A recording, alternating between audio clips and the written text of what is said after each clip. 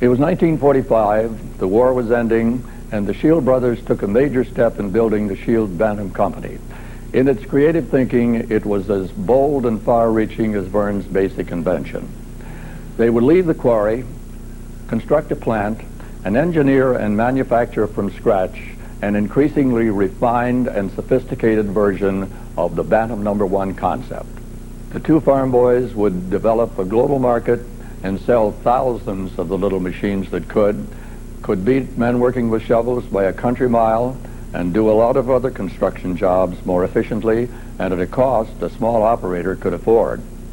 The Shields formed a partnership corporation and moved their fledgling business to the 13,000 square foot manufacturing facility they constructed in Waverly. They were entering a very competitive world, a high-risk venture. It demanded skilled engineers, trained machinists, cost accountants, and a workforce that would number in the hundreds. It would take them into high finance, complex management, and sophisticated marketing. Bob Mung, who started his career as a snag grinder in the Bantam shop and went on to become president and general manager of 3 equipment manufacturing companies, appreciates the risk the Shields were undertaking.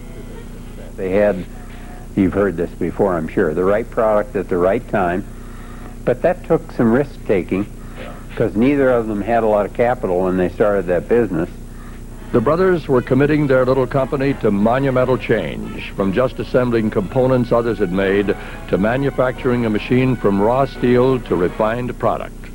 We did all our own manufacturing, and then we, of course, had engineers and engineered our own equipment. We didn't buy a hoist and things like that. We engineered and built that from raw. All the components. All the raw steel, had our own patterns for gear works, things of that nature. And their first production model, the M47, went on the market as a more refined machine than the quarry Bantams, but it retained the small-scale characteristics which gave it unique market appeal.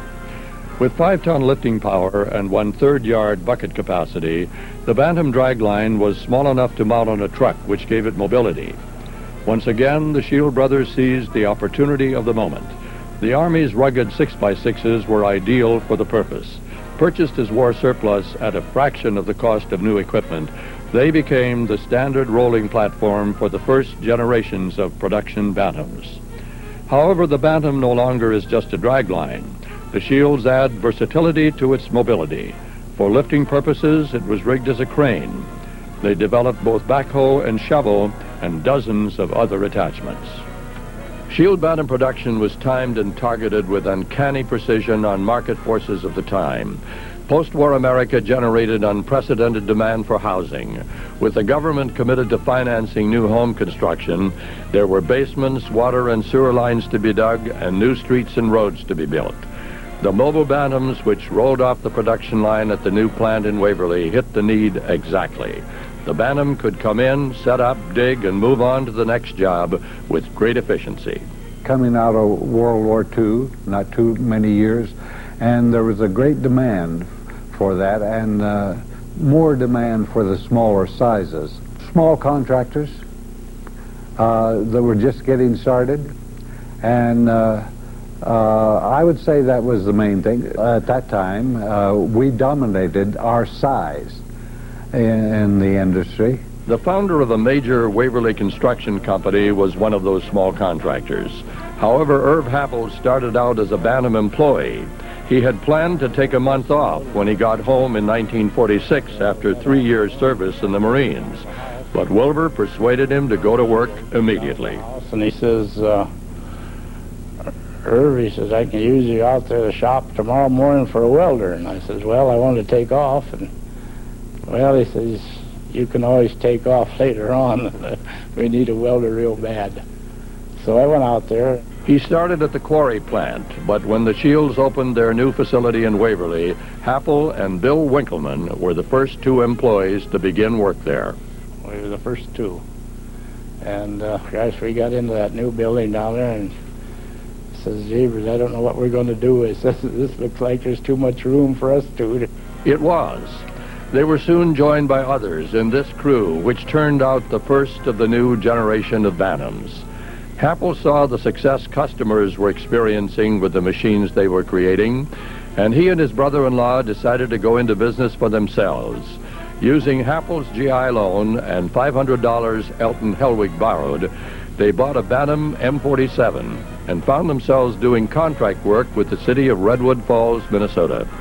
It was a time when most sewer trenches were still being dug by hand. The genius of the small mechanized excavator became immediately apparent. Two men working with shovels could dig 50 to 100 feet on a good day. And when we come in with the M47, we start digging for them. We get 300-400 feet in for them in a day, which was great. They also dug basements and did other related construction work, and the city wanted them to stay. This engineer said, you come up here every year for a few years, and he says, I'll get you started in the sewer business. See, this is how we got started. From that start, Happel built a family business in which they used 5 Bantam machines. And at one time, I had 38 employees working for me. I was working all over the country. And this all happened through our Shield Bantam that we established a business, The Shield machines leveraged the dreams of many other would-be entrepreneurs in the post-war period. Les Zelli, who worked in the engineering department for 38 years, called the Bantam a machine for its time. It was a machine that the first-time owner could afford and make some money with. A lot of field tile trenching was going on at the time, so the trench hoe was a popular item. And then, of course, small contractors, of which there were quite a few right after the war, as you recall. And it just all fit. It was a machine for its time. The 1947 Bantam was in production when Zelli, fresh out of college, joined the company. But he soon was at work designing an improved version, the M49. I was on the ground floor when the engineering began on that M49, and I did quite a bit of work on that, and I'm quite familiar with that machine. To make it more reliable, to make a little, get more capacity out of it, more work out of the machine. Soon the market for Bantams would expand well beyond small contractors. This shipment was destined for the Navy, and a model known as the ABM-51 was modified so it could be moved on military transport planes during the Korean War. But the big breakthrough in model development came in 1953, when Bantam introduced the T-35, which incorporated major engineering changes. This is the first attempt that we've made to incorporate a crawler machine, a self-propelled machine, and a truck-mounted machine with the same series of upper basic units. Consolidation of all control functions in one operator location made the self-propelled version the hot seller of the new T-35 line. You could operate in tighter quarters and things like that. And so it was immediately acceptable to the industry. And I believe maybe we were first in the self-contained unit in our size range. As the Bantams were modified and refined, they also were becoming larger and more powerful. The CR-350 was an upgrade with an 11-ton crane capacity. Up to this point, the Bantams were all cable-actuated machines. But pressure was coming from competitors using hydraulic technology, and the company met the challenge with its first hydraulic model. We came up with a hydraulic excavator which was well received in the field. In fact, matters we sold a ton of those. The growing use of hydraulic systems was just one of the changes sweeping over the industry as the story of the Limestone boys moved into the 60s.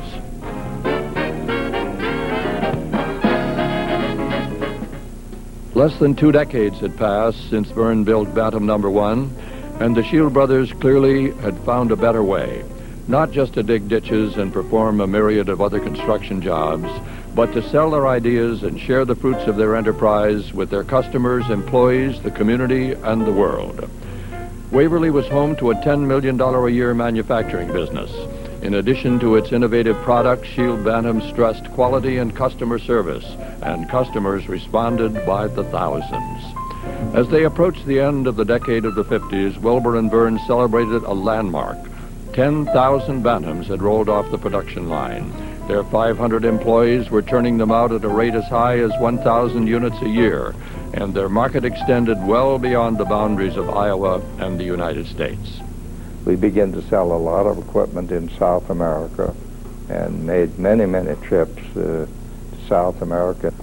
So it took you in lots of places that you just never dreamed as a farm boy of ever being there.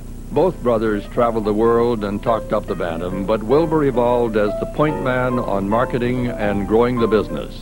He was the one who visualized the small but scrappy Bantam rooster as the symbol which would represent the product. I happened to see this in the Saturday Evening Post. There was an advertising of this Bantam, and I tore out that page and showed it to Vern. I says, "Boy, that's our Bantam," and it was a real proud little fowl. The Shield Bantam logo, which was developed from that idea, would be emblazoned on every machine the company produced and every sales tool used to market the product through the network of distributors the company established in the United States and abroad. Wilbur has a lot of marketing savvy. He had been in the produce business, I believe, before he joined his brother. And I would say in all sincerity, Wilbur made it go. And that takes nothing away from Vern. Vern had a mind that was mechanical. Anything mechanical, he just gravitated toward. I don't think Vern could have done what he did without Wilbur's help. And I don't think Wilbur could have done what he has done without Vern's help. So it was a working relationship. There was one nice thing about the Shield organization. If you had a desire to make an impact on the business, they allowed you to do it.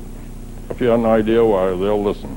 Wilbur and Vern were two guys that had come from the farm background, and I think that's very important for the way they managed.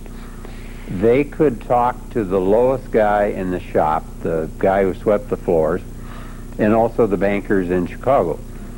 And so everyone felt as if they were a part of a team. Every Friday, they would have the coffee cart come into the plant. They'd stop production. A local bakery would bring out rolls and coffee, and Wilbur and Vern would tell them where they've been and how they were doing. Levon McEnany, who worked in the advertising department, recalls the mementos the brothers would bring back to the office staff from their world travels. If Vern or Wilbur had been somewhere on a trip, they would bring us back something like maybe a hanky, flour. One year they brought us this. I have no idea what year. Another big plus was our van, our sausage wagon, a big long limousine. Picked us up before 8 in the morning, took us home at noon for lunch, picked us up at 1 o'clock, and took us home at 5. The Shield brothers' unique human relations practices also included one of the first profit-sharing plans in the country. Bob Mung recalls its beginning. We sat out under this big maple tree on the grass and listened to Ernest talk about profit sharing. I was so impressed with it. It made a significant impact on me personally, enough so that later on in my career I was able to start 2 profit-sharing plans in 2 different plants that I was president of. It also made a big impact on Shield Bantam employees who saw their stake in the company grow from the profits the business was generating.